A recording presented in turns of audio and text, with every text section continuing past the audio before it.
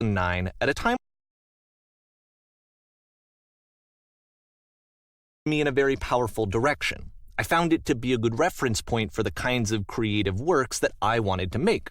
So just to start you off, this is, I think, the first game he ever made. It's a level for Counter-Strike. You can walk around here, by the way.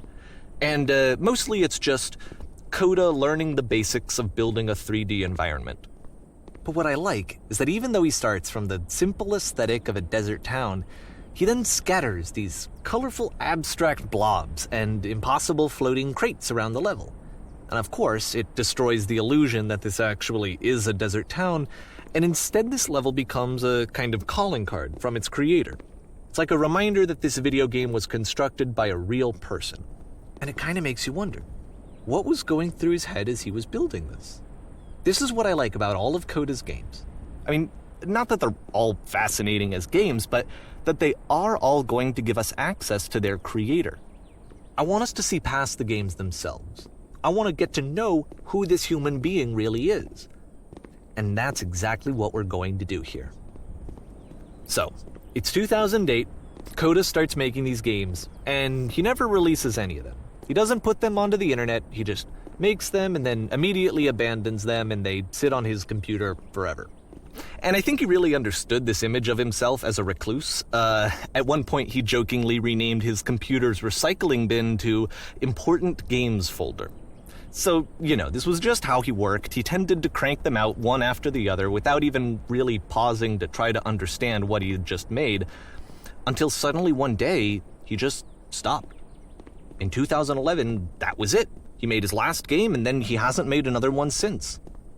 And that's why I've taken this opportunity to gather all of his work together, is because I find his games powerful and interesting, and I'd like this collection to reach him, to maybe encourage him to start creating again. And if the people like you who play this also happen to find his work interesting, then I'm sure it'll just send that much stronger of a message of encouragement to Coda. So thanks for joining me on this. If you have a particular interpretation that I haven't mentioned here, or if you just need to get in touch, you can email me at daveywreden@gmail.com. Okay, that's about it for introduction. Let's take a look at Coda's first proper game. As each game is loading, I'll show you the date that it was completed. This first one was made in November 2008.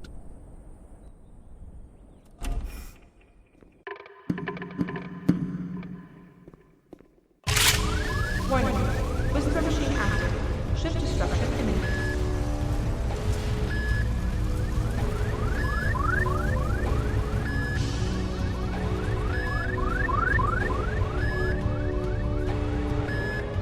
Security call breached. Hostile alien life forms inbound.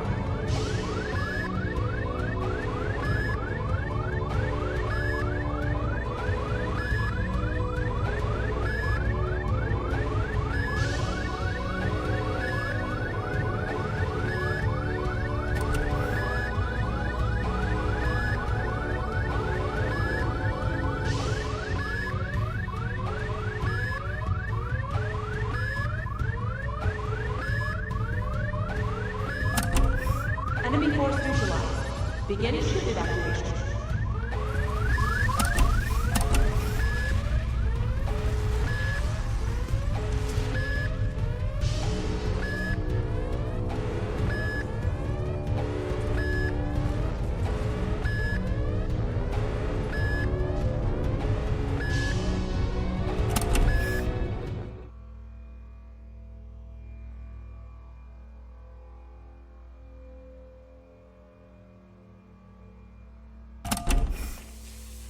Hey, you there, in the engine room. You could save us all. That beam is powering the whisper machine. We could disrupt it by introducing a great enough heat signature. If your body could stop the beam. It's so much to ask, but for all of our lives, would you do it? Could you give yourself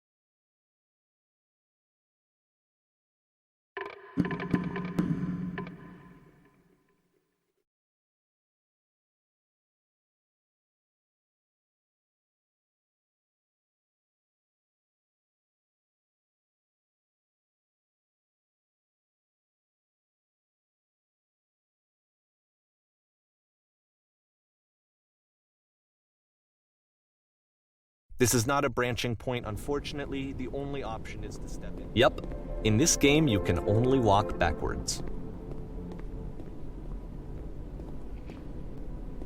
So it's a short and relatively minimalist experiment combining motion and narrative. It is less advanced than the previous game, but actually it seems to be more focused, more complete. Code is trying to give it a unique voice rather than simply basing it on a pre-existing trope. It's a short little thought, it says what it wants to say, and then it ends. Didn't need anything more than that. Which to me is why it works, because it gets out quick. Okay, next one.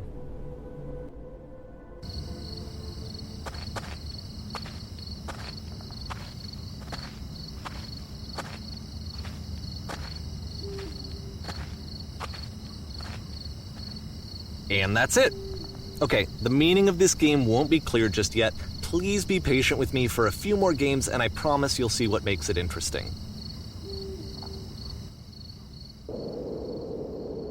Oftentimes, Coda would put bizarre titles like this one at the start of his games. I wish I'd known him at the time that he was making these early games. He would really only talk to me about his work as he was making it. Once he stopped work on a game, that was it. It was dead to him. And I don't agree with that at all, but what are you gonna do? Once you've been slowed to an absolute crawl, the door at the top of the stairs opens.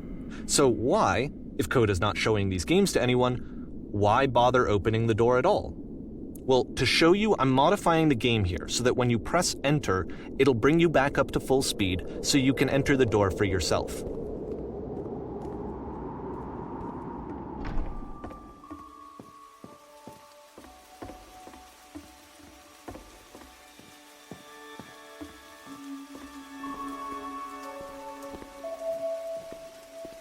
A room that's warm and nice and filled with little ideas for games.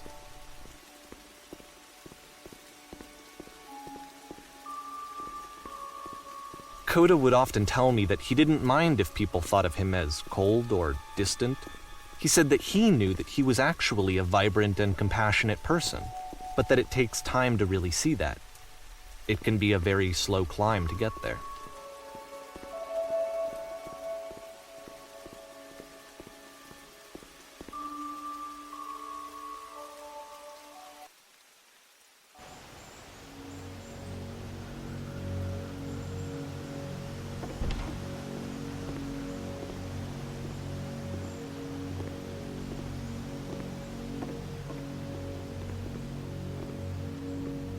Well, this is new for Coda. It's an actual puzzle. Go ahead and see if you can solve it.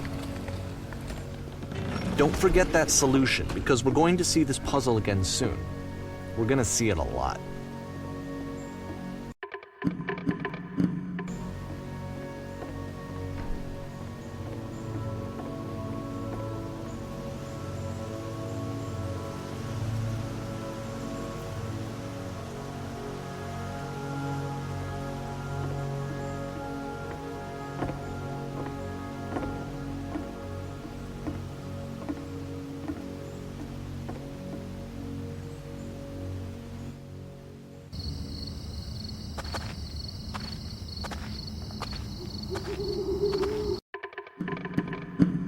Aha!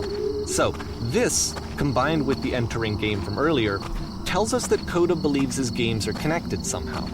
It could even be that the stairs game and the puzzle game are literally connected in between this and the entering game.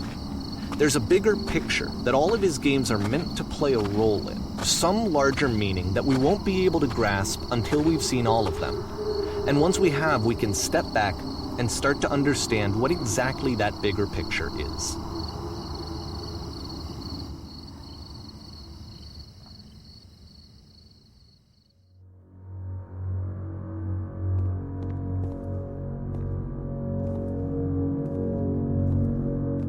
Let's talk about video game development for a second. Every video game runs on what's called an engine, which determines what the game can and cannot do. So in other words, the engine is a set of tools for game development. To make all of these games, Coda is using an engine called Source. Like all engines, Source has certain things that it does well, and it has certain things that it does poorly. One of the things that it does very well is boxy linear corridors. That's why so many of Coda's games are set in these large, flat, empty rooms, is just because he's working with what the engine does well. This prison, funny enough, in Coda's original design, the doors stayed shut for a full hour before letting you go. If you don't mind, I think we're gonna skip that. The tools available to the creator shape what kinds of creative work they're gonna end up making. You might consider paying attention to the architecture in Coda's games, to notice how they seem to stem from an engine that's very good at producing linear, boxy corridors.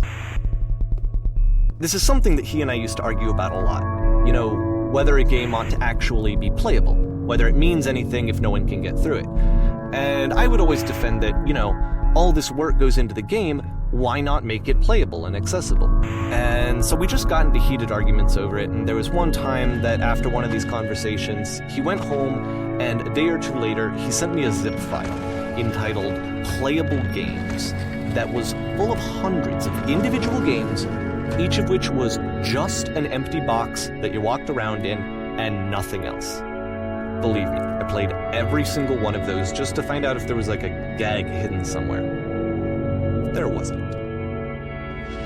It's the puzzle again, with the exact same solution as the last time. There's still no clear indication of what makes this puzzle so special that Coda is going to return to it over and over. But I promise I'll share with you my interpretation very shortly. Here, Coda begins using a kind of dialogue system that he fashioned out of the engine's chat capabilities. Use the 1, 2, 3 buttons on your keyboard to respond.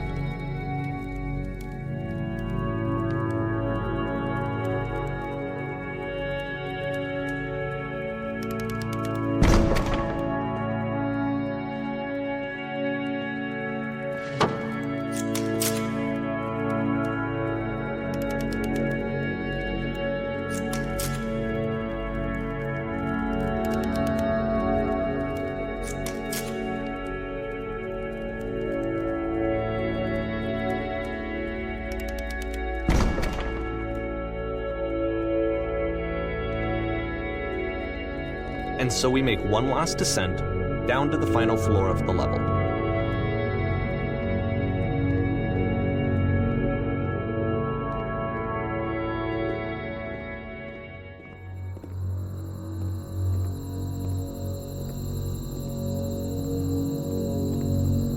It's a lamppost.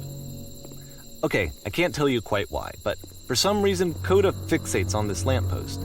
It's going to appear at the end of every single one of his games from here on out. I'll tell you what I think. I think that up to this point, he's been making really strange and abstract games with no clear purpose, and maybe you can only float around in that headspace for so long. Because now he wants something to hold on to. He wants a reference point. He wants the work to be leading to something. He wants a destination, which is what this lamppost is. It's a destination. We're going to see it in the work as well. His games are just going to become a lot more cohesive, a lot more fully developed, with more of a clear idea behind them. And as we go, that idea will get clearer and clearer and clearer.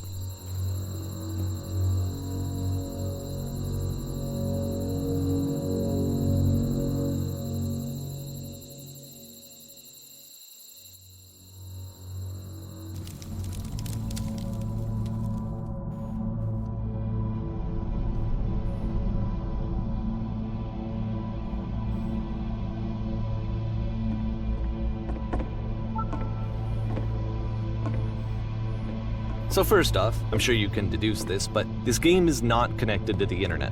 All of the notes that you're going to see have been written by Coda. This was actually the first game of his that I ever played. This was shortly after I met him at a weekend game jam in Sacramento, where I grew up. I saw him working on this very level, and it was just so different from anything that anyone else was doing. So right away I was like, I have to be friends with this person. In retrospect, I think I was probably a bit too pushy, trying to get his attention. I was over-enthusiastic. But he was very gracious about it and very patient with me. and I cooled off eventually. Oh, feel free to skip over any of these notes if they're not doing anything for you. Nothing extra is going to happen if you read all of them. Either way, to me they convey a sense of loneliness. I see this person who's filled with thoughts and feelings and beliefs and has no way to express them except as scattered and unheard voices in a game that wasn't meant to be played. At the end of this level, we're going to see the puzzle again. And here, I'll tell you what I think the puzzle means. Each of these games represents an idea that was on Coda's mind at the time that he was making it. And the puzzle is a way of closing the door on a previous chapter of his life before moving on to the next one. But it's ironic, isn't it, that in playing this game and seeing how alone Coda often felt, that we get to know him better and actually kind of connect with him. And I have to be honest with you, this idea is really seductive to me. That I could just play someone's game and see the voices in their head and get to know them better and have to do less of the messy in-person socializing. I could just get to know you through your work. I think this is why I always liked Coda's games so much, is because it felt like they let me have that connection. I felt as though he was inviting me personally into his world. And then I feel less lonely too.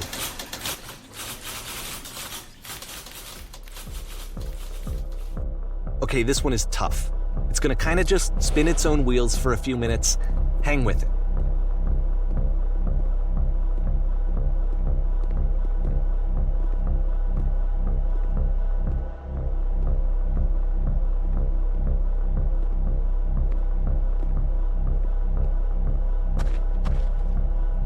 See, like, this is it. The whole game. And there's nothing that's particularly interesting about it. You just walk to the end of a hallway. Except, for some reason, Coda gets really fixated on this prison that has all of this modern furniture. And I don't know why, but he decides he needs to revisit this prison. He's gonna start over, use the same assets, turn it into something else. Okay, cool. Here's version 2.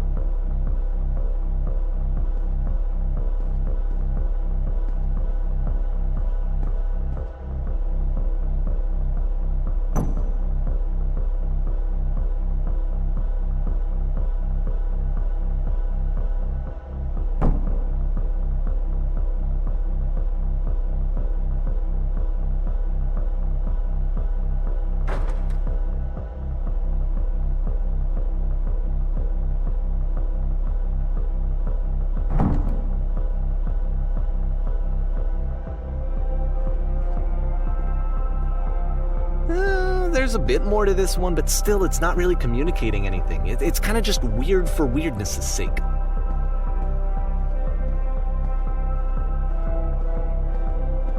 So okay, he throws it out and starts over.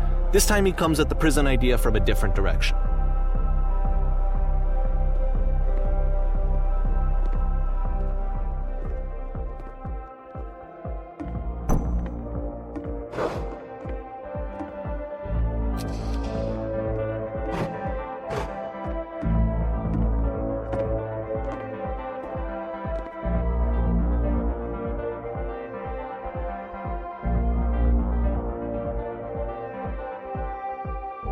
And of course, now the table is gone and you can't begin the chain of events to escape. Here's a version where there are no bars, but you can't actually get to the well. And then a version where the inside of the prison is the outside and the outside is the inside. Let me just blink you real quick through a few more of these. I mean, he really unloaded on this prison idea. There's nearly a dozen of them. Personally, I think it's awful to watch this, to see a person basically unraveling through their work. And for what? Like, at what point do you just go, maybe there are game ideas other than this prison that I could be working on? But Coda doesn't have that voice telling you to stop, that particular mechanism of defense against yourself. Without it, you just spiral. And so he keeps going and going and going and going and going, and then he hits on something. And he likes it. And that's it. He's done. He stops making prisons. This is the very last version of the prison game that he created. And the reason I think it works is that the prison is not actually in it.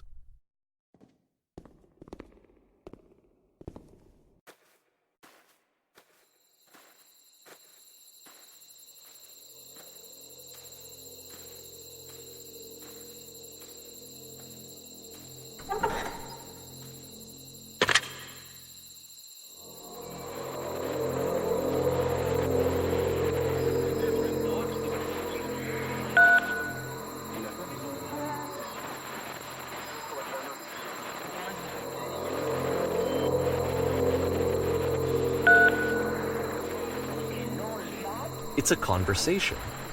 And so this is what Coda wants, is to be able to talk to someone, to share what's on his mind, and to get some good advice from someone who knows. But the irony is that even in this scenario, you're still talking to yourself. You know, all of these games so far are Coda talking to himself.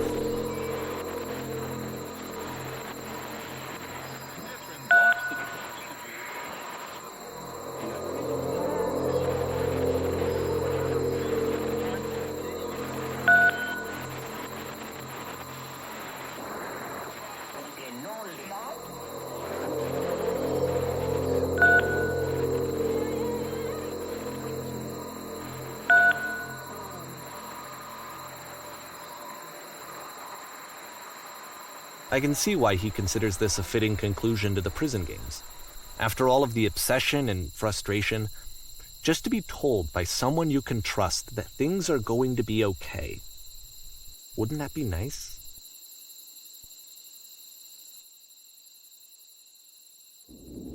So what would it look like if Coda wanted to make a game about talking to someone other than himself?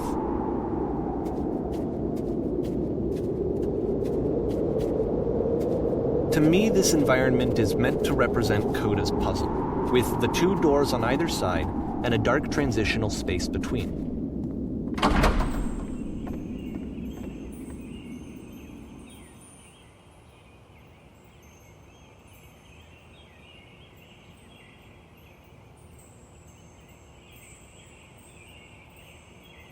You'll notice that the quality of the art is a step up from previous games, including this new and improved chat system, which he started using from this point on.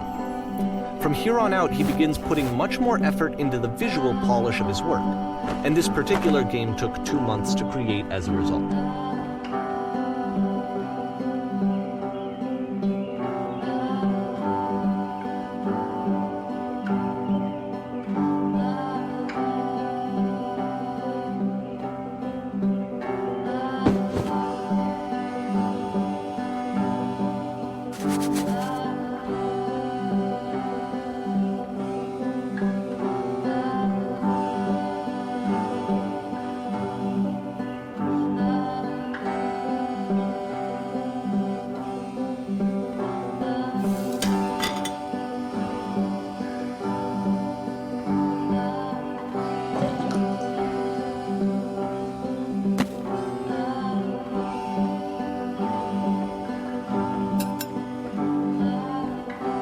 After the intense set of prison games, this house cleaning level almost feels like cleansing. It's the moment after a particularly difficult or traumatic experience where you just need to let it sit and digest inside of you, and eventually cohere into something meaningful. I know that Coda really liked this game. Of all of his work, actually, this was the only one that he called me up to ask me to come over and look at it.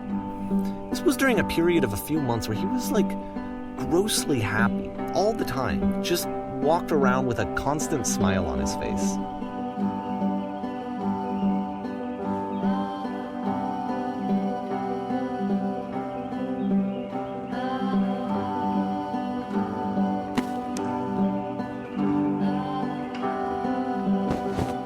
I'm glad he made this. I'm glad he found some peace. But, of course, it can't last. The music stops, your companion is gone, it's time to leave. The door at the top of the hill is now open as well. Again, you can't stay in the dark space for too long. You just can't. You have to keep moving. It's how you stay alive. Which is the whole point of the puzzle doors, right? That sooner or later you have to pick up and move. I really thought that was the point of it.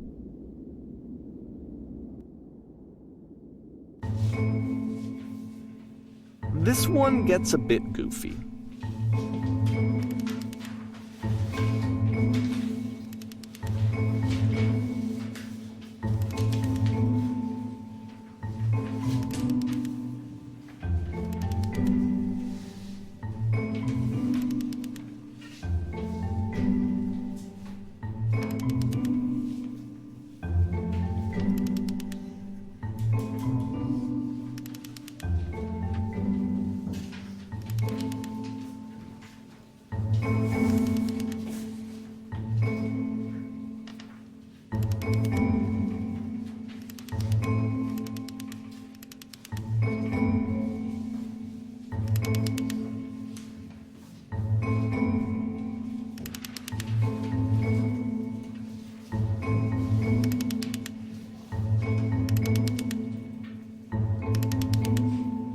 About halfway through the game, the perspective shifts.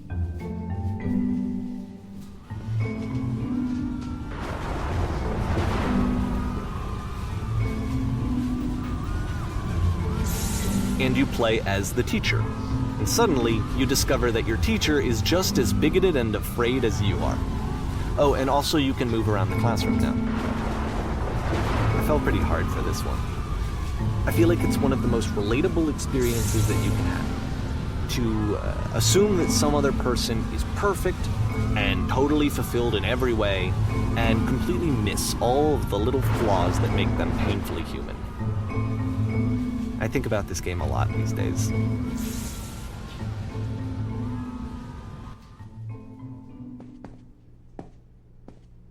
This one took a lot longer than all the others for Coda to make. It was 4 months between this and the last one. That's twice as long as it took him to make any other game before this, and it's not like it's particularly complex, so I remember I found that a little strange at the time.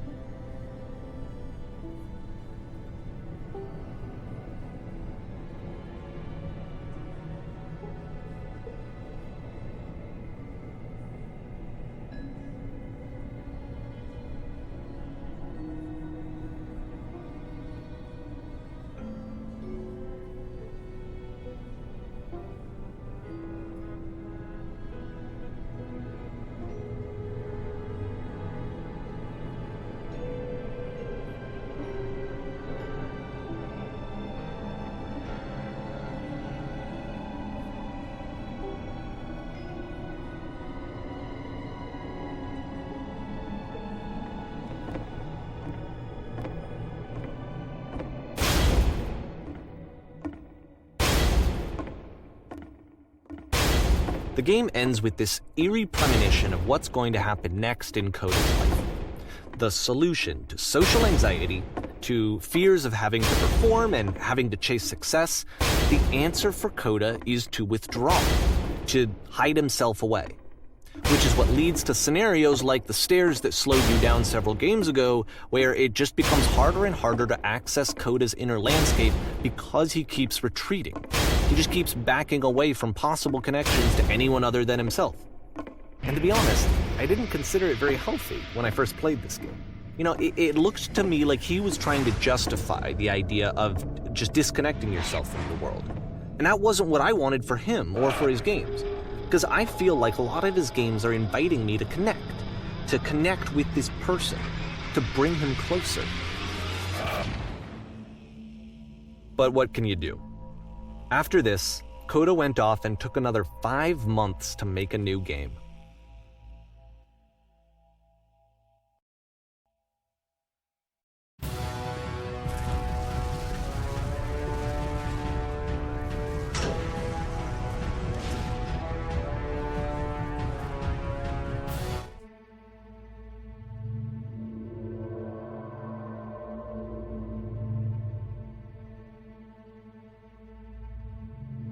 Like I said, I was getting concerned.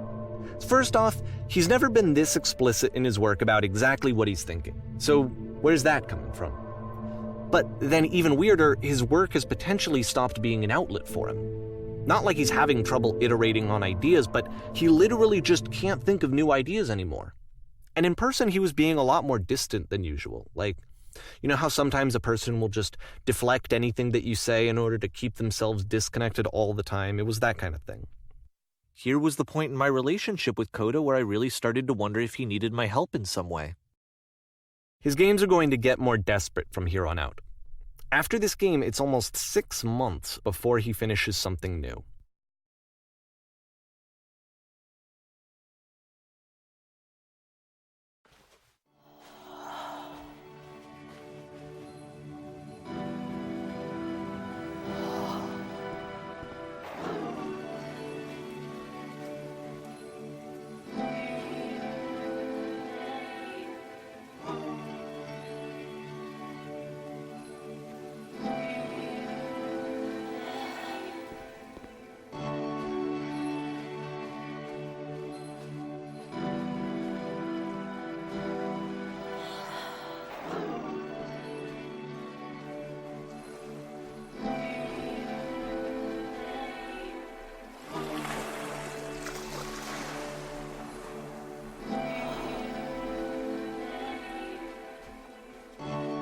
if the last game featured Coda talking explicitly about his creative frustrations, this one turns it up to 11. Now, put yourself in my shoes playing this. Here's a friend whose work is exhibiting signs of struggle, frustration, anxiety, depression, even. And yet, still, he keeps making games. He keeps throwing himself into the grinder even when he clearly doesn't have the energy for it anymore. Why? What is it for? Because from my perspective at the time, and just what I knew of him, this was a result of how isolated he was. He was in his own little bubble, just sitting at his computer all day, not really showing these games to anyone, not releasing them onto the internet, and so he didn't have anyone outside of himself to connect with. He had no outlet to ground himself on. You can't talk yourself out of loneliness. It doesn't work that way. You can't be the one writing both the questions and the answers. Then there's no movement. Then there's no circulation. If all of your anxieties are being channeled into your work, then if the work ever fails, you have no backup and you're just going to crash.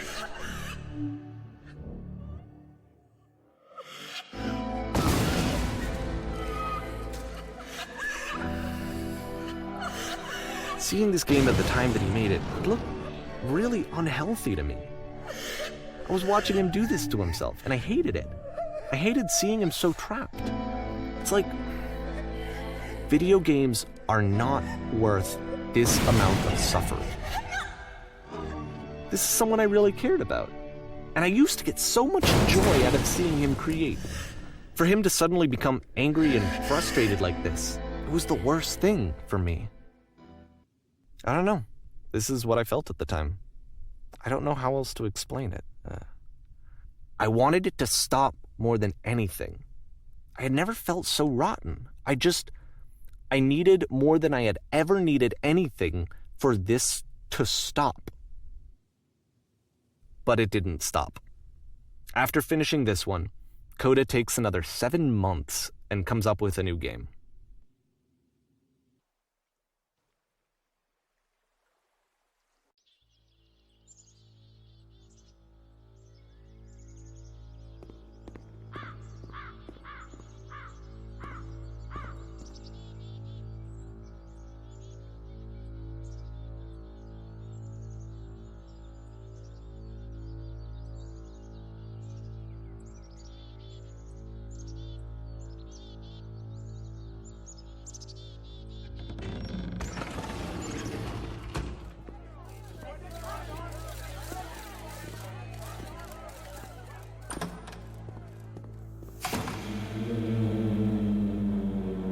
And of course, it's the machine.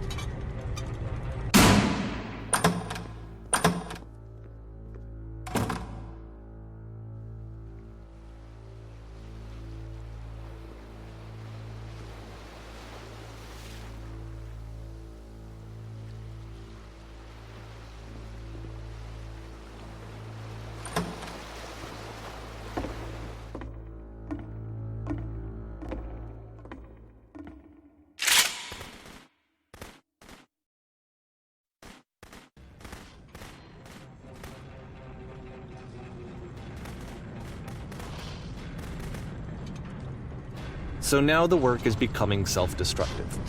And I'll tell you, at the time that I first played this game, shortly after he made it, here's what I'm thinking to myself. I'm thinking that code is stuck in his own head, and that it's having a very negative effect on him, and that all he needs to do is just start showing his work to people, to get some actual feedback on his games. It might get him out of isolation. And so, as I'm thinking this, I realize that I could be the one to initiate it. Because it would never occur to Coda to start actively soliciting feedback, so what if I did it for it? If he could see the difference it would make to have more actual conversations with other human beings, would that bring him out of his mental spiral? Would it give him confidence in himself? Would it bring meaning back into his work?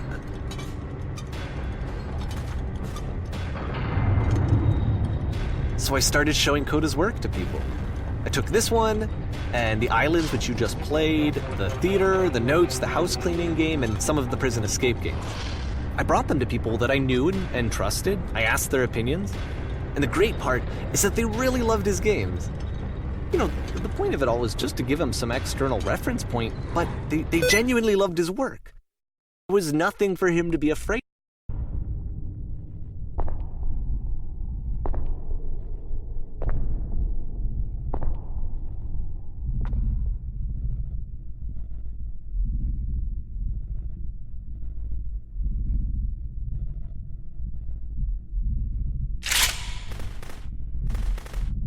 Can you see why I felt like this was the right thing to do? Because it's the thing that I always feel like I need, to be told that my work is good, that I am good. When someone really connects with a thing that I've made, when they see themselves purely in my work, there's nothing that feels better. And I got to give that very same feeling to my friend. I did something... I really felt like I'd done something good, like I was a good person. I felt like there was a friend who was in trouble and was unhappy and maybe didn't like themselves, and I could fix it. If I could give him this gift, maybe I could fix the problem. When they told me how much they enjoyed his games, it was the best feeling. It was the absolute best feeling. It made me feel so happy. So beautifully, beautifully happy.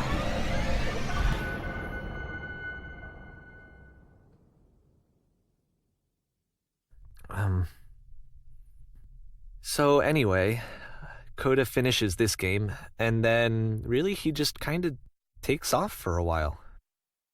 So this is June of 2011, and I didn't hear anything from him for several weeks, I guess. And so out of nowhere, one day I get an email, and it's got a private link to a new game of Coda's. This one is called The Tower, and to my knowledge, it's the last game that Coda ever made. So let's take a look.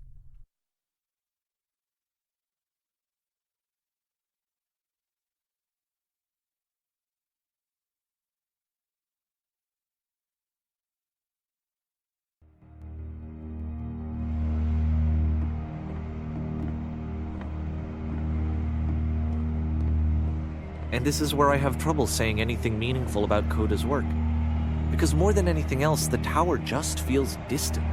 It feels like it's trying to distance itself from the world. It's a very cold game.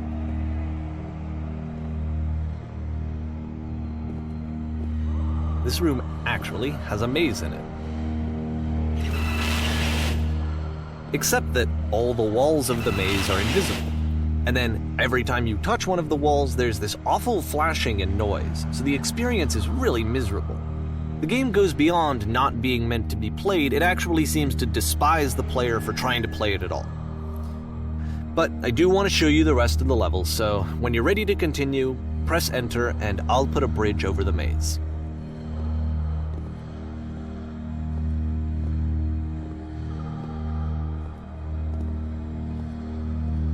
And to be fair, it's not like this is the first game that's needed some modification to be playable. Like the house cleaning game.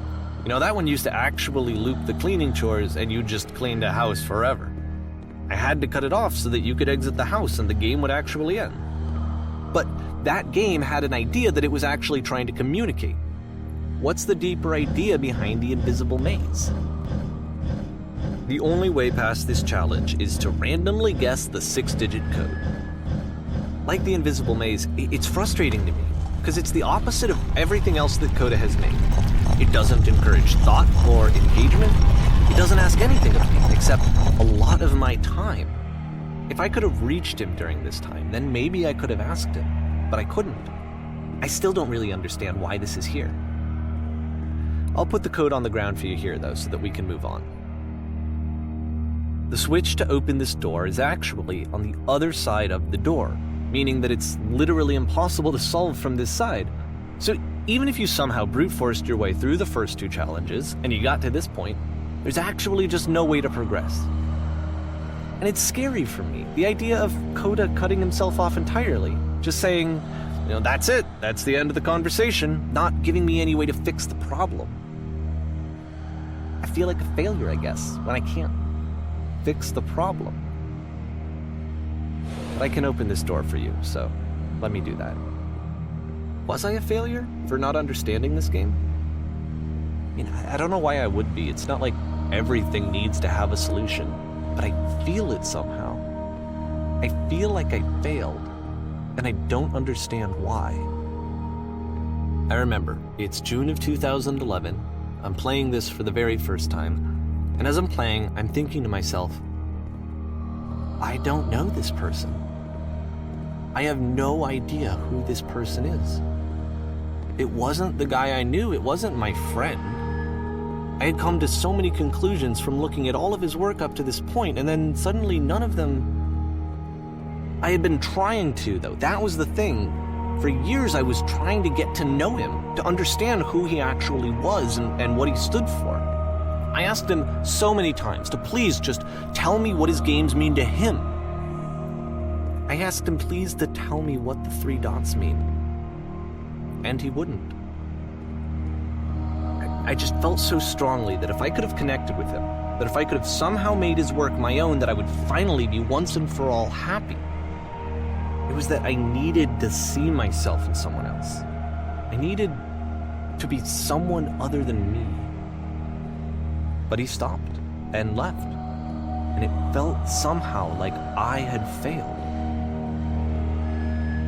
Where did I screw up?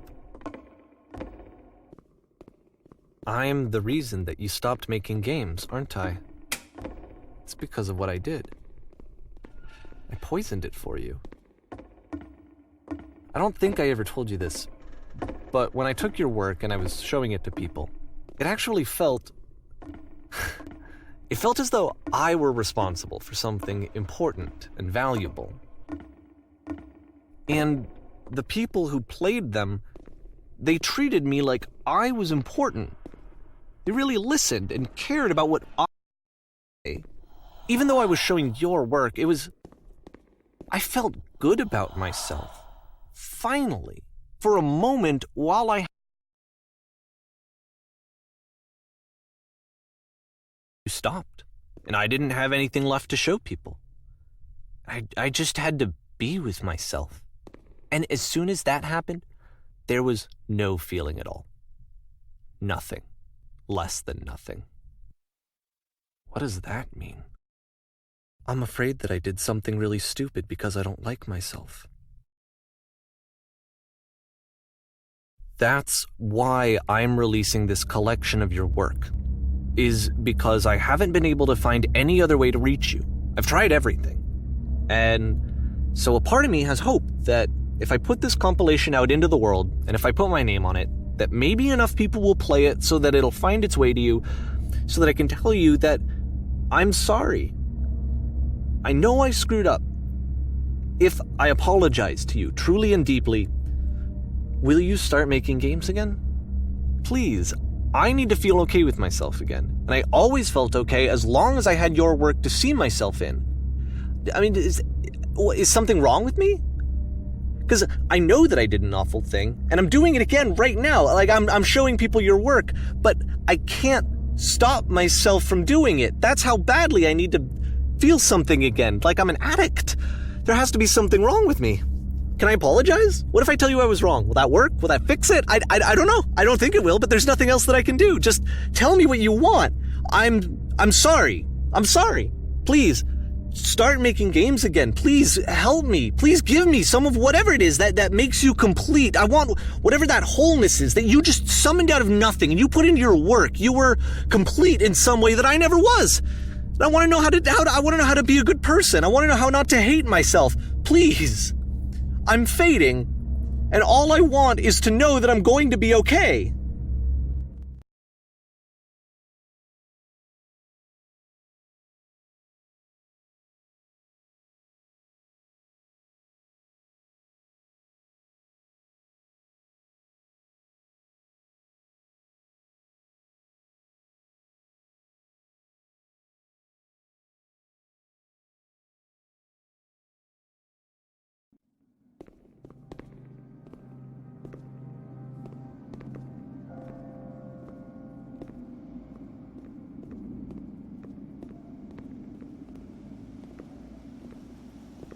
More love, more praise, more people telling me that I'm good. Always more. It's like a disease. Solution.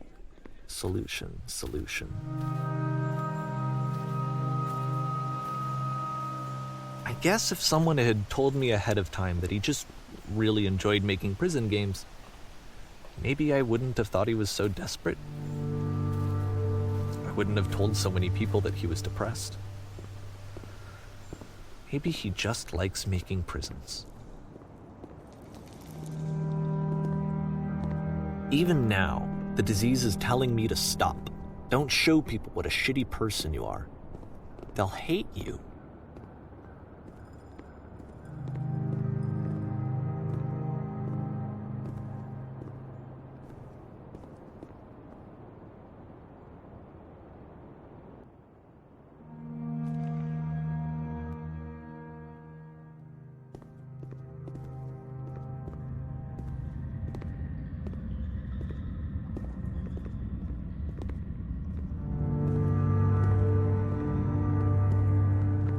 If I knew that my life depended on finding something to be driven by other than validation, what would that even be?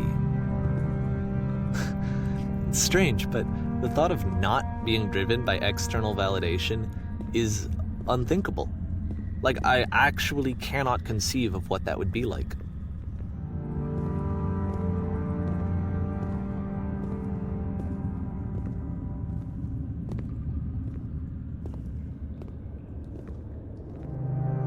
What now?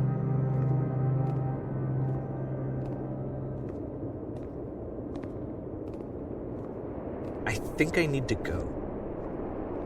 And I'm sorry, because I know that I said that I would be here and I would walk you through this, but I'm starting to feel like I have a lot of work to do. I have a lot that I need to make up for, and so I'm just gonna... Okay.